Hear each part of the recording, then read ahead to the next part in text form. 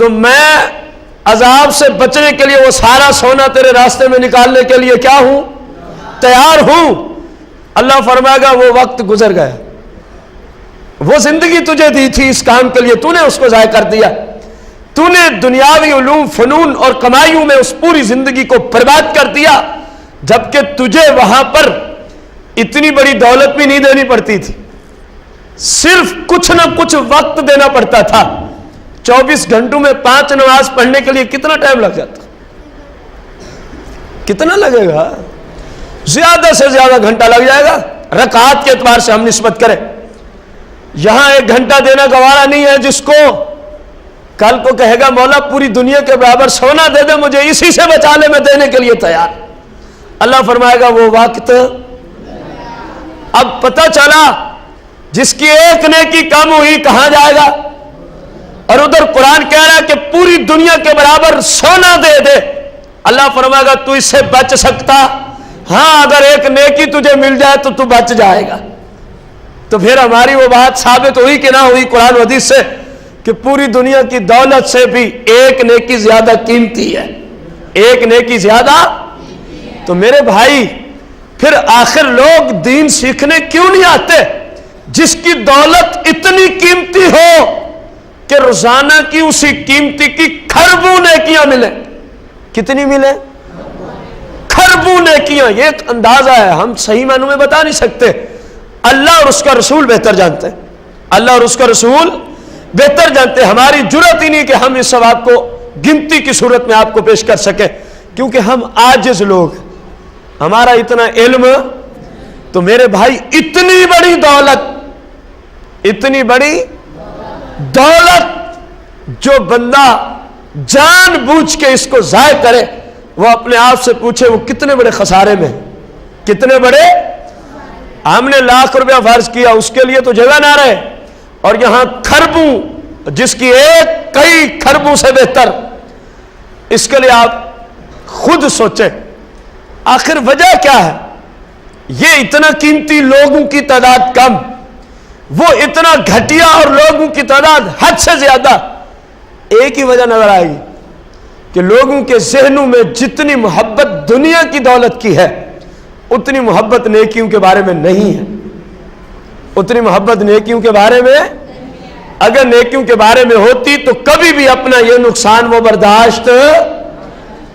اب غور کریں، سرکار نے فرمایا اللہ جس کے ساتھ بھلائی کا ارادہ فرماتا ہے یفقہ فی الدین، اس کو دین کا علم عطا فرما دیتا ہے، اس کو دین کا۔ ہم اس حدیث کی روشنی میں یہ کہہ سکتے ہیں کہ نہیں کہہ سکتے کہ جو جہاں کہیں بھی شریعت کا علم سیکھ رہا ہے، اللہ نے اس کے ساتھ بھلائی کا ارادہ فرما لیا ہے۔ یہ ضروری نہیں کہ یہی سیکھ رہا ہے، جہاں کہیں بھی پوری دنیا میں دین کا علم سیکھ رہا ہے، اللہ نے اس کے ساتھ کس چیز کا ارادہ فرما لیا ہے۔ اور اگلی بات سنیں، وَيُلْهِمُهُ رُشْدَهُ، سرکار فرماتے ہیں جو دین سیکھنے آئے اس کی برکت سے اللہ صراط مستقیم اس کے دل میں ڈال دیتا ہے۔ کون سا راستہ اس کے دل میں ڈال دیتا ہے؟ سادہ لفظوں میں سرکار فرماتے ہیں جو شریعت سیکھنے آئے، میرا رب شریعت کی برکت سے اس کو اپنے راستے پہ چلنے کی توفیق عطا فرما دیتا ہے۔ ظاہر ہونا وہی ہوتا ہے جو اللہ کو منظور ہوتا ہے۔ تو اللہ ہی یہاں پہ یہ بات ہمیں سرکار فرما رہے کہ اللہ تمہیں اپنے راستے پہ چلنے کی توفیق دے گا۔ کب؟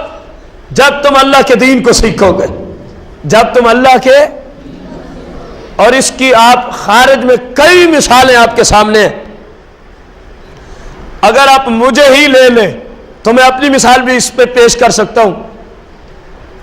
آج سے شاید 14 سال پہلے، کتنا عرصہ پہلے، میں ایک ورکشاپ میں کام کیا کرتا تھا۔ کہاں کام کیا کرتا تھا؟ یہ حدیث کی روشنی میں آپ کو خارج سے مثال دی جا رہی ہے، اور یہ ایک نہیں، آپ میں بھی ایسے کئی بیٹھے، میں ان کے نام بھی گنوا سکتا ہوں کہ سیکھنے سے پہلے ان کی حالت اور تھی، جب دین کو سیکھا تو اللہ نے ان کی حالت اور کر دی۔ کیونکہ حدیث میں آیا نا جو دین سیکھے اللہ اس کے دل میں صراط مستقیم کو ڈال دیتا ہے، داخل فرما دیتا ہے، پھر وہ دین کی برکت سے صراط مستقیم پہ چلتا ہی۔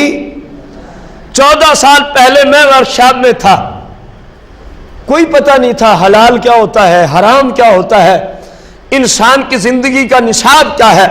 ہم مسلم ہیں، ہمارے اوپر قیودات کیا ہیں، کیونکہ ہم اس وقت دین کو سیکھتے۔ اور اب جو آپ کے سامنے حالت ہے وہ آپ کے سامنے ہے۔ یہ کیا ہے؟ میں کچھ نہیں، یہ سب دین کے علم کی برکت ہے، یہ سب دین کے علم کی۔ اب میں خود نہیں حرام سے بچتا، بلکہ ہزاروں لوگ ایسے ہیں جن تک اللہ کے فضل و کرم سے میری زبان سے یہ جملے پہنچ رہے ہیں، بھائیو یہ حرام ہے، بھائیو یہ گناہ ہے، بھائیو یہ ناجائز ہے۔ اس کے پیچھے اصل حقیقت کیا ہے؟ علم دین۔ اصل حقیقت کیا ہے؟ ہم تو ایسے نکمے، ایسے عاجز، ایسے کمزور، ایسے اضعف لوگ ہیں، ہم تو ایک قدم بھی اپنی مرضی سے اٹھانے کے قابل نہیں، ہم تو ایک سانس لینا اپنی مرضی سے ہماری جرت نہیں۔ بھائی یہ سب کچھ علم دین کا فیضان ہے، یہ سب کچھ علم دین کا۔ آپ کے محلہ میں اور اس وقت اس کورس میں ایسے لوگ میں جانتا ہوں جو دین سیکھنے سے پہلے کچھ اور سیرت کے مالک تھے، وہ دین سیکھنے آئے، انہوں نے دین سیکھا، آج ان کی شکل بھی کسی اور طرح کی ہو گئی ہے۔ دین سیکھنے سے پہلے ان کے چہروں پہ سنت مصطفیٰ نظر آتی، آج ان کے چہروں پہ سرکار کی سنت نظر آتی ہے۔ دین سیکھنے سے پہلے ان کو حلال حرام کی تمیز اسلام کو انہوں نے سیکھا، اور ان کو پتہ چلا کہ یار مسلم کا نصاب کیا ہوتا ہے، مسلم کا نصاب کیا ہوتا ہے۔ تو اس حدیث کی روشنی میں یہ صرف ایک دو باتیں نہیں، آپ جب اپنے علاقے میں، اپنے شہر میں، اپنے صوبے میں، اپنے ملک میں، پورے ورلڈ میں آپ غور کریں گے اور 1450 سال کی اسلام کی ہسٹری کو سامنے رکھیں گے تو آپ کو یہ حدیث بار بار آپ کے ذہنوں میں گھومے گی، یار فلاں بھی دین کی وجہ سے راہ راست پہ آیا، فلاں بھی دین سیکھنے کی برکت سے راہ ہے۔ تو رسول اللہ یہی تو فرما رہے، اللہ پاک جس کے ساتھ بھلائی کا کیا فرماتا ہے، اس کو دین سیکھنے کی کیا دے دیتا ہے؟ توفیق دیتا ہے، اور جس کو دین سیکھنے کی توفیق دیتا ہے پھر اس کو صراط مستقیم پہ چلنے کی بھی سعادت عطا فرما دیتا ہے۔ تو کون کون ہے جو چاہتا ہے میں ہدایت کے راستے پہ چلنا چاہتا ہوں؟ تو اس حدیث کی روشنی میں ہمیں کیا کرنا ہوگا؟ علم دین۔ یہ ضروری نہیں کہ صرف یہی کورس کے دین سیکھنا ہوگا، جب تک زندہ ہے، جب تک علماء کے پاس جائیں، آپ کی لغت میں یعنی آپ کی زبان اردو زبان میں دین کی کئی کتابوں کا ترجمہ ہو چکا ہے، دین کی کئی کتابوں کا آپ ان کتب کو خرید کے پڑھ سکتے ہیں۔ جہاں سے سمجھ نہیں آ رہی اس کو نشان لگا کے اپنے علاقے کے کسی عالم کے پاس جا کے آپ اس مسئلے کو سیکھ سکتے ہیں۔ اور مختلف جامعات میں مختلف کورسز بسا اوقات اہل سنت کراتے رہتے ہیں، آپ وہاں جا کے بھی علم دین کو۔ تو اپنا معیار یہ رکھیں، خود بھی دین سیکھیں گے، اولاد کو بھی دین انشاءاللہ عز و جل۔ رسول کائنات فخر موجودات علیہ الصلوۃ والتسلیم کا فرمان علی شان، ذرا غور سے سننا، العلماء ورثۃ الانبیاء او کما قال علیہ السلام۔ سرکار نے فرمایا جو شریعت کو جاننے والے ہیں، جو شریعت کو، ورثۃ الانبیاء، یہ نبیوں کے وارث ہیں، یہ نبیوں کے۔ ذرا غور کریں، نبی یہاں مورث ٹھہر رہا ہے، نبی کیا ٹھہر رہا ہے؟ مورث۔ اور شریعت کا جن کے پاس علم ہے وہ نبی کا وارث، وہ نبی کا۔ تو غور کریں ذرا، جتنا بڑی شان کا مالک مورث ہوگا، جو اس کا وارث بنے گا وہ بھی اتنی بڑی شان کا مالک اس کے توسل سے بنے گا، اگرچہ اس جیسا رتبہ نہیں پا سکتا، اس جیسا درجہ نہیں پا سکتا، لیکن اس کی نسبت کی وجہ سے عام لوگوں سے ممتاز ہو جائے گا. عام لوگوں سے کیا ہو جائے گا؟ اب غور کریں، کوئی کسی کا وارث بنتا ہے، کوئی کسی کی جائیداد کا وارث بنتا ہے، وہ کتنا خوش نصیب شخص ہے، خواہ وہ مرد ہو یا عورت ہو، جو سرکار مدینہ علیہ السلام کی دولت کا وارث بنے. آپ کی دولت کیا ہے؟ علم دین. انبیاء وراثت میں علم دین کو چھوڑتے ہیں. انبیاء وراثت میں کس کو چھوڑتے ہیں؟ علم دین کو چھوڑتے ہیں. اور یہاں سرکار نے فرمایا کہ جو شریعت جاننے والا ہے، جو شریعت جاننے والا ہے، وہ کس کا وارث ہوتا ہے؟ انبیاء کا. اونچی بولے، کس کا وارث ہوتا ہے؟ اب غور کریں، ایک بندہ میرا وارث بن رہا ہے، ایک بندہ آپ کا وارث بن رہا ہے، ایک بندہ داتا علی حجویری کا وارث بن رہا ہے، ایک بندہ غوث اعظم کا وارث بنا، ایک شخص امام مالک، امام احمد بن حنبل، امام شافعی، امام اعظم ابو حنیفہ رضی اللہ عنہ اجمعین کا وارث بنا، ایک بندہ تابعین میں سے کسی کا، دوسرا صحابہ میں سے کسی کا، تیسرا اہل بیت میں سے کسی کا، چوتھا ازواج میں سے کسی کا. یہ سارے بڑی شانوں کے مالک ہوں گے، لیکن جو ڈائریکٹ سرکار کا وارث بنے اس کی کتنی شان ہوگی. اور سرکار نے فرمایا یہ کون ہے؟ جو سرکار کی شریعت کو سیکھتا ہے، جو سرکار کی، یہ سرکار کا وارث ہے. شرط یہ ہے شریعت کو سیکھے بھی، شریعت پہ عمل بھی کرے. صرف علم کے ساتھ بندہ سرکار کا وارث نہیں بن سکتا، علم کے ساتھ ساتھ قرآن و حدیث کے مطابق عمل بھی ہو. قرآن و حدیث کے مطابق کیا ہو؟ اب یہ سرکار کا حقیقی نائب بھی ہے، سرکار کا خلیفہ بھی ہے، سرکار کا وارث بھی ہے. سرکار علیہ السلام کا وارث ہے. اب کس کس کو پسند ہے کہ میری اولاد سرکار کی وارث بنے؟ ذرا کریں نا، اپنی خواہش کا اظہار تو کریں. ماشاءاللہ سبھی کو پسند ہے. دیکھیں یہ کتنے سارے لوگ اس خواہش کو پانے کے لیے تیار بیٹھے ہیں، لیکن اس کے لیے ہمیں کرنا کیا ہوگا؟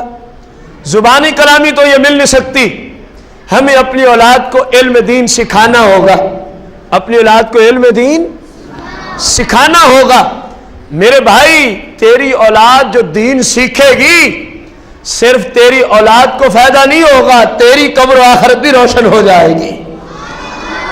تفسیر کبیر میں ہے، امام فخر الدین رازی روایت کرتے ہیں، ایک شخص کی موت کا وقت قریب آ گیا.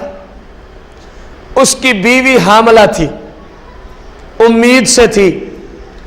اس نے بیوی کو وصیت کی کہ میں شاید مر جاؤں، آثار نہیں نظر آتے کہ میں اب مزید زندہ رہوں. جب یہ میرا بچہ یا بچی پیدا ہو جائے اور پڑھنے لکھنے کے کیا ہو جائے، قابل ہو جائے، اس کو شریعت کا علم ضرور سکھانا. اس کو شریعت کا علم. بندہ مر گیا. امام فخر الدین رازی رضی اللہ عنہ نے تفسیر کبیر میں لکھا، بسم اللہ شریف کی فضیلت میں پہلی جلد میں یہ مسئلہ موجود ہے. بندہ گناہ گار تھا، قبر میں گیا، اس کی قبر میں عذاب دوزخ شروع ہو گیا. دوزخ کا عذاب کیا ہو گیا؟ قبر میں عذاب میں مبتلا ہے. بعد میں بچہ پیدا ہوا، لڑکا پیدا ہوا تھا اس شخص کو.